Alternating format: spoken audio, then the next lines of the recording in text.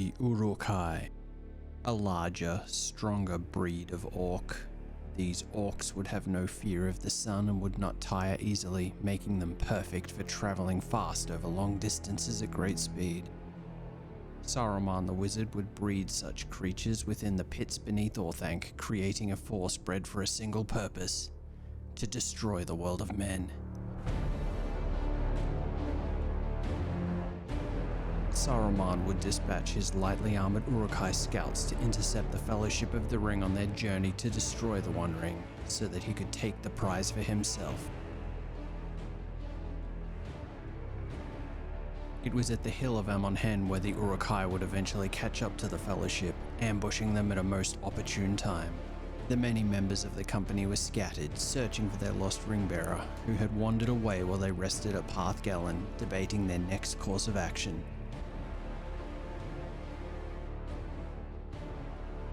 Many of the Uruk Hai would be killed by the heroes.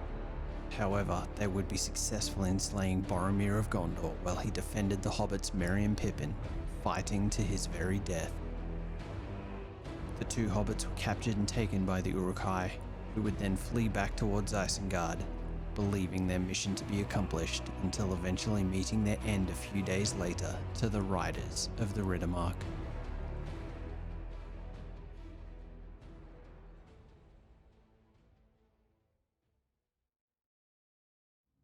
Hi there, welcome back to Mini-Earth. Today we're painting orcs again, but this time it's the Uruk Hai Scouts of Saruman. I've got a few of the old metal cast Uruks here, originally released in 2001 alongside the original release of the game, sculpted by Alan and Michael Perry. I have a few warriors and bowmen, so I started by cleaning up the flashing and mold lines on these before hitting them with a black undercoat. If anyone was wondering, when I prime my models, I just use a black acrylic polyurethane primer from Viejo sprayed through an airbrush. I'll pick up some spray cans for convenience eventually, but I already had this old Alclad airbrush I picked up a few years ago, so I'm using that for the time being. Once the primer was dry, I then stuck them onto some makeshift painting handles, which are just some plastic shot glasses. Onto the actual painting now. I started with my usual orc armor technique of base coating all the armor in Viejo Tinny Tin before giving it a coat of Citadel's Black Legion contrast paint to darken it.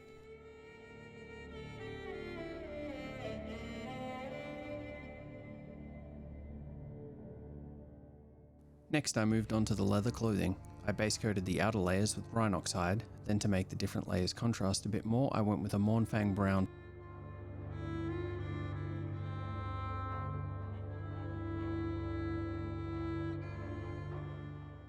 For the leather belts, boots, gloves and quivers, I use Coat d'Arms chestnut brown.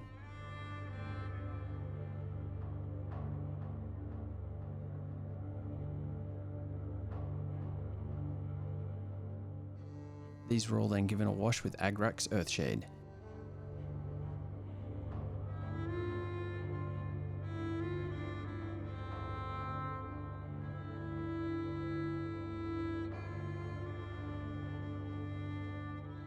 Once the wash was dry, I then started highlighting all the leather clothing again with the original base color used on each section.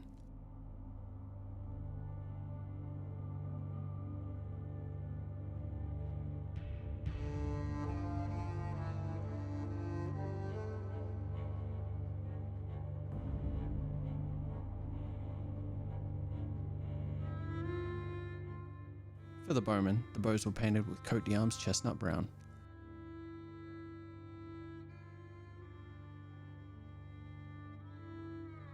For the final layer of highlights used on all the brown sections, I mixed some Viejo khaki to lighten it a little, then applied it to the appropriate sections.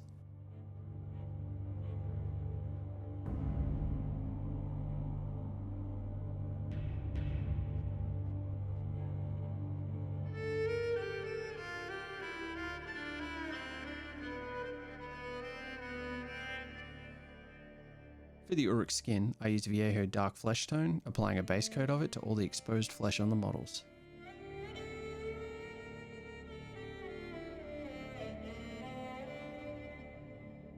The skin was then given a wash of Agrak's Earthshade.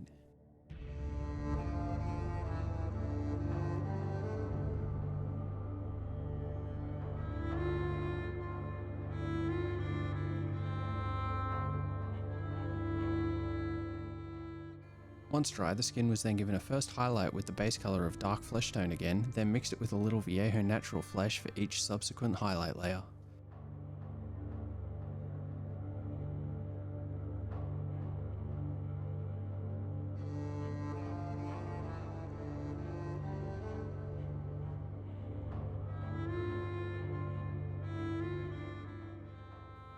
The teeth were all carefully painted in with Coat d'Arms bone, then for the eyes I went with Viejo Filthy Brown, carefully applying it with a brush before dotting in the pupils with my fine tipped marker pen.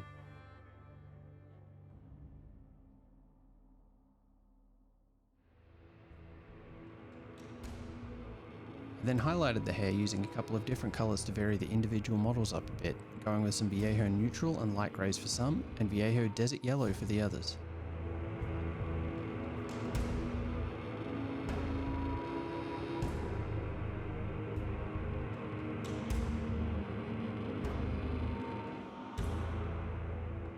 I then did some random weathered highlights to the armour with Viejo Gunmetal, using it to add some texture to the weapons and shields, armour and helms.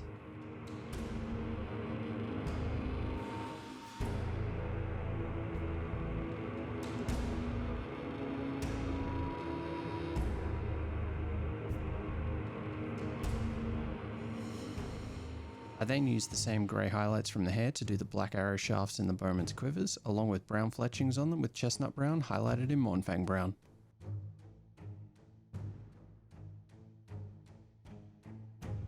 Then all that was left to do was to do the bases. I went with Rhinox hide as usual, letting it dry before putting on the basing material. Using Geek Gaming Scenic's Patchy Plains, I applied some PVA glue to the bases before dunking them in the mix and shaking off the excess.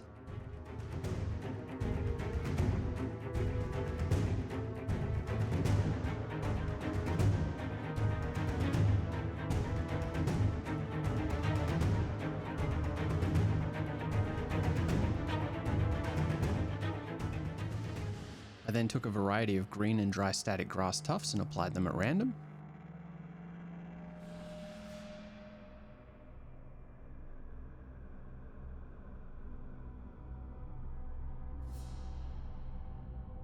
I also took a few random chunks of coarse foam clump foliage from the basing mix and glued them in sections to some bases, since I like the small bushy shrub effect they give, helping sell the look of the dense woodlands these guys trudge through tracking down the Fellowship.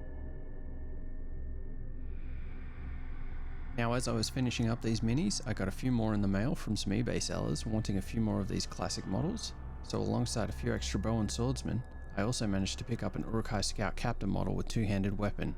This one's usually available in the Uruk Hai Scout command set from Games Workshop. This is the guy who clearly didn't care about his boss's orders when he charges down at Merry and Pippin, weapon raised for the kill, right before Boromir jumps in to save the day. Well, at least saves the next few minutes until Alert shows up. So I got these extra Uruk models painted up the same way as the rest of them, and now it's time to show them all off.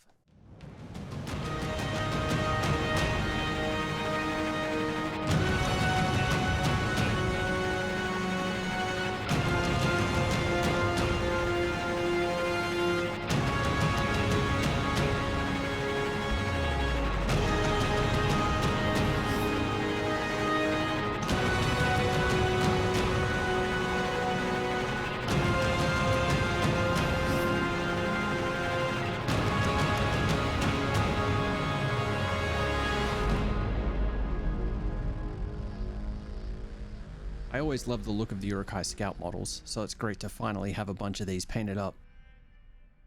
Now with all these Orcs and Goblins I've painted up these past few months, I've assembled quite a force of evil. Those Wood Elves I painted a while back are looking a little outnumbered, so I think next time you see me, I'll have started on some good guys, which I'm really looking forward to. So I'll see you all then.